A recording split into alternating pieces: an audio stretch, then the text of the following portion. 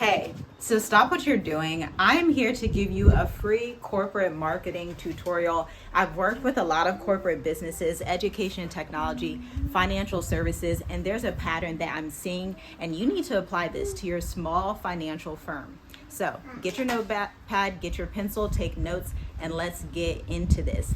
I need you to understand the mindset behind buyer psychology today. Your buyers want to work with you, and you have the proof because you're doing Facebook ads, you're running Google ads, or you have a podcast that's bringing in that large audience. So you have a lot of people in your CRM, but you're not seeing as many conversions as you want to see. The issue is that you're not talking to them as much as you need to be.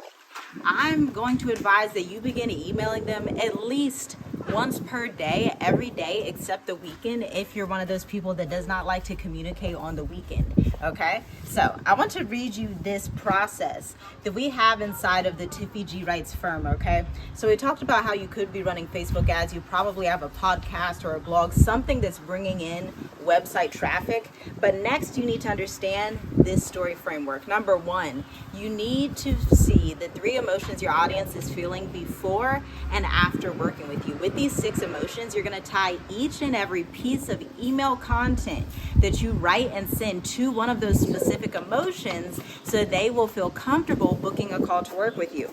Number 2, we need psychology-based stories. If you check out my last post, I actually wrote the post about the remembrance phenomena, where we only buy from people that are most recent in our brain. And so if you're not one of the most recent people in your audience's brain, they're gonna go with the competitor that is more consistent and more recent for them to remember than you.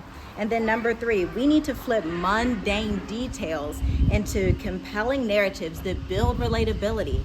People only buy from those that they know, like, and trust. And so if you are not willing to do the strategy work to either invest in a content marketing strategist on your team, or you go in your office and do the work to figure out what compelling narratives they're interested in and need to hear, then your business is going to head down a slippery slope. Now, if you want to avoid your business going down this slippery slope of crummy copy, old language, and language that just doesn't invoke any emotion, go ahead and click the link in my bio to schedule your free 15-minute session. I'd love to walk you through an audit so we can see what emotions and what compelling narratives that you need to add in for your business to excel in 2024 and beyond. Talk soon.